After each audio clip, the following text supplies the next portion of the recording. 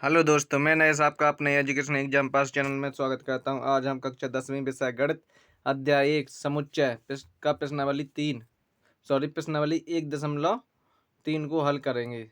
ठीक है, इस अध्याय में जितने भी क्वेश्चन बनेंगे हम सभी क्वेश्चनों को बारी बारी से हल करेंगे। ठीक है, तो देर नहीं करते हुए आगे चलते हैं। प्यारे छात्र छात्राओं से निवेदन करता हूं कि हमारे चैनल एजुकेशन एग्जाम पास नरेश कुमार को सब्सक्राइब जरूर करें। ठीक है, धन्यवाद। एक सेकंड, पेन छोटा कर लेता हूँ मैं।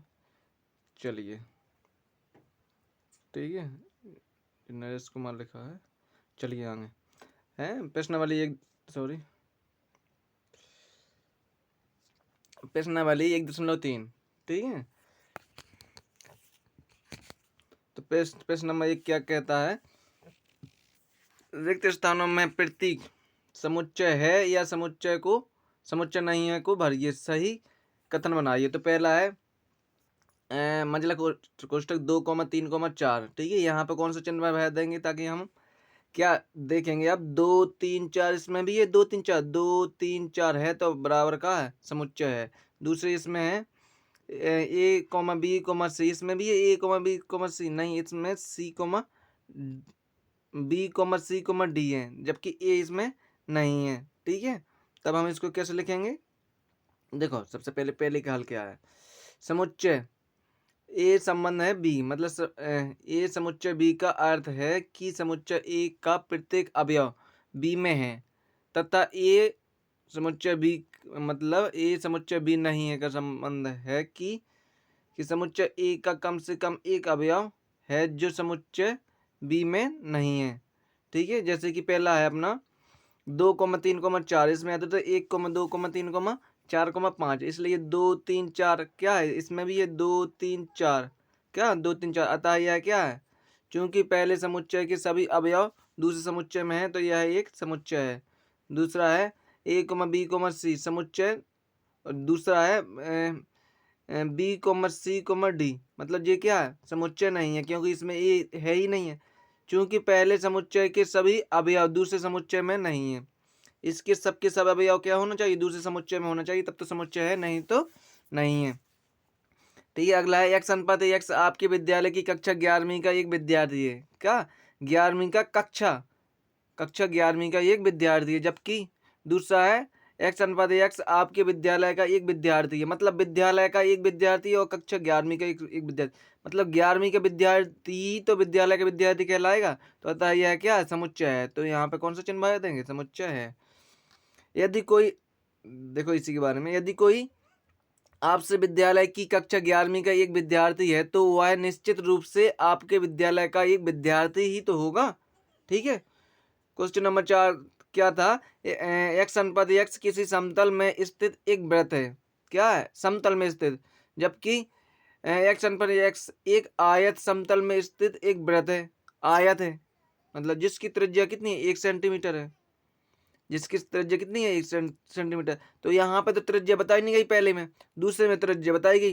पहले की त्रिज्या एक इकाई से छोटी भी हो सकती है और बड़ी भी हो सकती। ठीक है, अतः यह समुच्चय नहीं है, मतलब यहाँ दोनों क्या है? एक दूसरे के अवयव नहीं है। ठीक है, आगे चलते हैं हम। ठीक है, अगला क्या है हमारा? एक सेकंड, हाँ, इसी के बारे में पढ़ रहे थे। त्रिज्या कुछ भी, यहाँ पे देखो, चूंकि पहले समुच्चय के अवयव किसी समतल में स्थित एक वृत्त है जिसकी त्रिज्या कुछ भी किंतु निश्चित होगी, अतः इसके सभी अवयव दूसरे समुच्चय के अवयव नहीं है। ठीक है, अगला है अपना क्वेश्चन नंबर 5वां। एक सेकेंड, क्वेश्चन नंबर 6वां क्या है? किसी समतल, एक सेकेंड, किसी समतल में स्थित एक त्रिभुज। ठीक है, किसी समतल में स्थित एक आयत, तो यह क्या है? यह उपसमुच्चय नहीं होगा। क्या? उपसमुच्चय नहीं होगा। ठीक है, क्योंकि पहले समुच्चय के सभी अवयव दूसरे समुच्चय के अवयव नहीं है, क्योंकि इसमें क्या बोला? त्रिभुज। इसमें क्या बोला? आयत, जो कि अलग अलग अवयव है। ठीक है, तो यह एक समुच्चय मतलब उपसमुच्चय नहीं होगा। दूसरा x अनुपात x एक समप्राकृतिक संख्या है। यहाँ पे देखो समप्राकृतिक संख्या, दूसरा है एक पूर्णांक है। तो देखो सम क्या कहलाती? 2 2, एक सेकंड, 2,4,6 डॉट डॉट डॉट इसी प्रकार से होती है। और पूर्णांक क्या होती है? 0,1,2,3,4,5,6, डॉट डॉट इसी प्रकार। तो क्या दो पूर्णांक में नाम नहीं मिलेगा? मिलेगा। 4 भी पूर्णांक में मिलेगा, 6 भी पूर्णांक में मिलेगा, जितने भी सम संख्याएं वे सब सब क्या मिलेंगी? पूर्णांक में मिलेगा। तो होता है यह क्या? उपसमुच्चय है। क्या है? उपसमुच्चय है, मतलब समुच्चय है। चूंकि पहले समुच्चय के सभी अवयव दूसरे समुच्चय के अवयव हैं। ठीक है। अगला हम अपना एक्स अनुपात एक्स किसी समतल में एक समबाहु त्रिभुज है। क्या समबाहु त्रिभुज है? दूसरा किसी समतल में एक त्रिभुज है। क्या? एक त्रिभुज है। तो यह क्या समुच्चय होगा? क्योंकि यहाँ पर नाम बताया गया है कि ना समबाहु त्रिभुज, यहाँ पे पूरी जाति है। क्या जाति है? समबाहु बोलते तब भी ना क्या था? त्रिभुज है। विषमबाहु बोलते तब भी क्या था? त्रिभुज है। ठीक है। तब यह क्या होगा? एक उपसमुच्चय होगा। ठीक है। इसी प्रकार से आगे चलते हैं हम।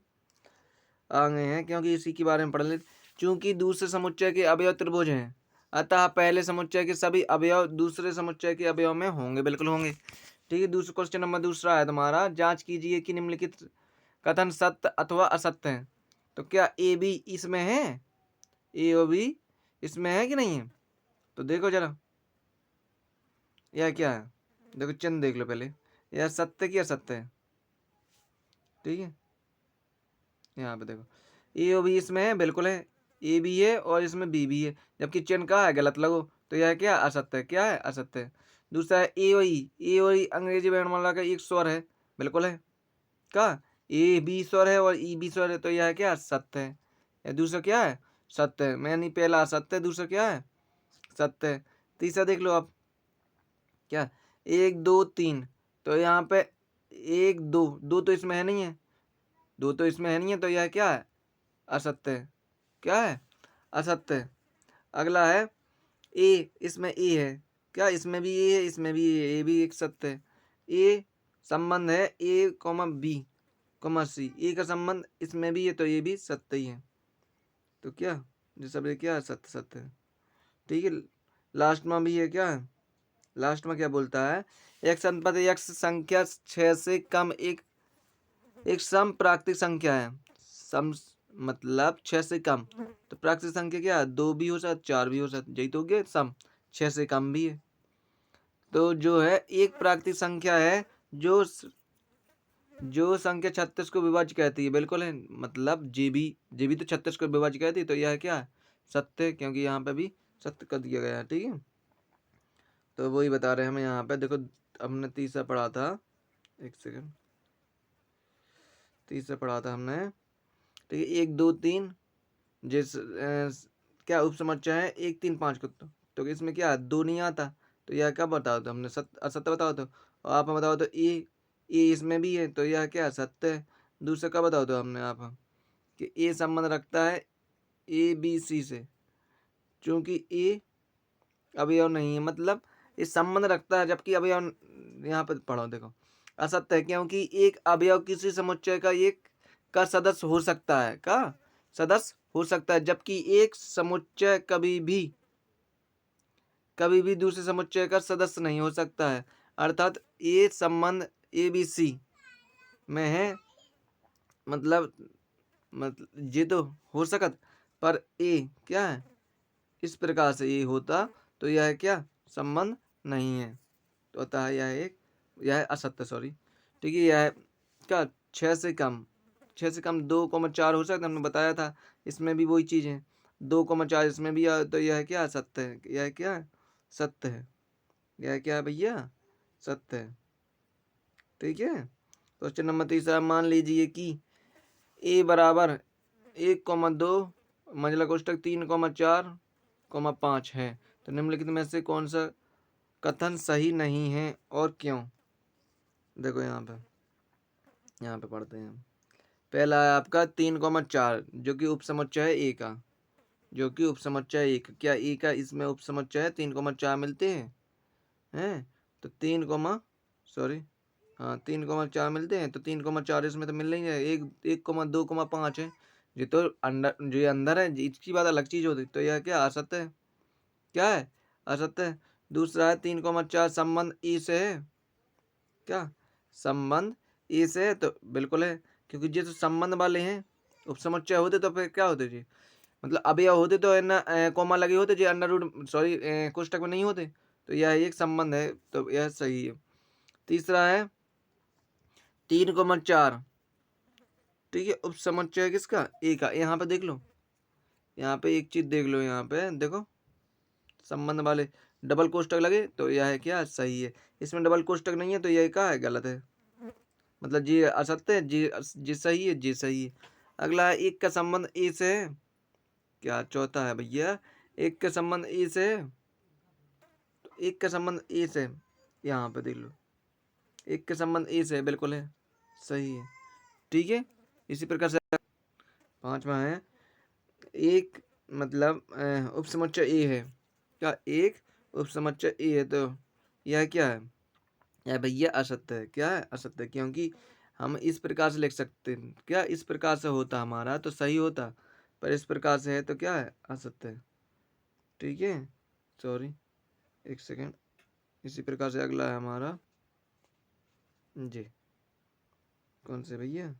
जी है छठवां है 1,2,5। उपसमुच्चय है ए का। क्या उपसमुच्चय है ए का? तो 1,2,5 उपसमुच्चय ए का है। क्या है क्योंकि देखो इसमें 1,2,5 है, 1,2, पछान देख लो 5 है, तो यह क्या है? क्या है? इसी प्रकार से अगला है हमारा कौन सा? सातवां 1,2,5 संबंध ए से है। क्या संबंध ए से है, तो यह क्या? असत्य है, क्योंकि संबंध तो 3,4 है बस, तो ये तो गलती है। अगला है यहाँ पे 1,2,3, 1,2,3। ठीक है, उपसमुच्चय है ई का। तो 1,2,3 नहीं है, क्योंकि संज्ञा 5 भी तो है उपसमुच्चय में, तो यह भी असत्य है। अगला है फाई। क्या अगला है? एक सेकंड, यहाँ पे देखो, यहाँ पे अगला है फाई, नौमा है अपना फाई। फाई संबंध ए से है। नौमा है अपना फाई संबंध ए से है, तो यह नहीं है। यदि समुच्चय होता तो बिल्कुल सही होता। तो दूसरे में क्या है? समुच्चय है। क्या 10वें में क्या समुच्चय है? तो ये है। अगला ये है फाई। यहाँ पर सीधा सीधा फाइल है, यहाँ पर कोष्टक के अंदर फाइल लिखा। क्या एक सेकंड, 10वां क्या है? सही तो है भाई, 10वां हमने सही तो बोला, यहाँ पर भी सही बोला। ठीक है, पर ये अंदर लिखा तो यह क्या है? असत्य है। क्या है? असत्य है। ठीक है, तो आपके इस प्रकार से ये सभी हो चुके हैं। ठीक है, एक सेकेंड।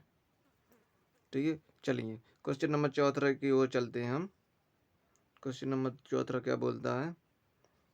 निम्नलिखित समुच्चयों के सभी उप समुच्चय लिखिए। मतलब ई के और ए बी के, और अगला है 1, 2, 3 के और फाई के भी। तो यदि एक समुच्चय के में अवयवों की संख्या n है, तब कुल संभावित उप समुच्चयों की संख्या n की पावर 2 की पावर n हो सकती है।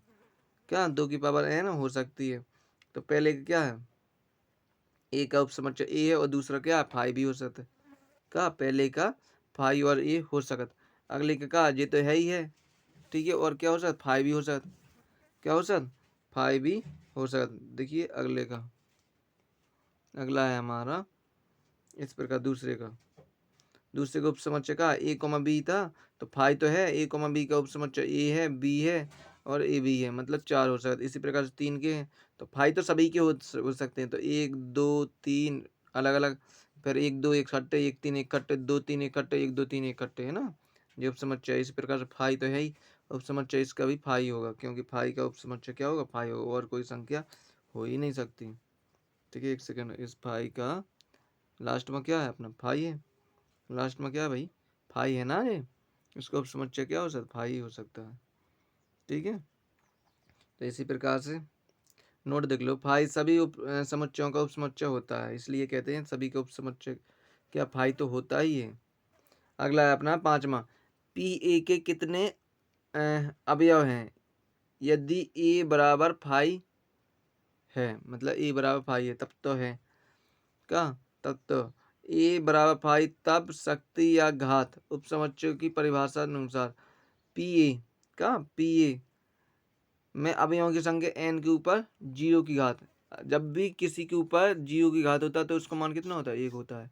क्या वो 1000 के ऊपर भी 0 की घात हो गया तब उसका मान क्या होता है, बराबर 1 ही होगा। तो अतः 1 ही होगा जो निम्न है पी ए बराबर पी, फाई बराबर में फाई। ठीक है, इसी प्रकार से हम लिख सकते हैं। अगला क्वेश्चन है हमारा, निम्नलिखित में को अंतराल रूप में लिखिए। अब अंतराल रूप में कैसे लिखा जाता है, तो देखो इधर -4 से बड़ा है x, से बड़ा या बराबर है 6, तो -4 से 6 है, सीधी बात है।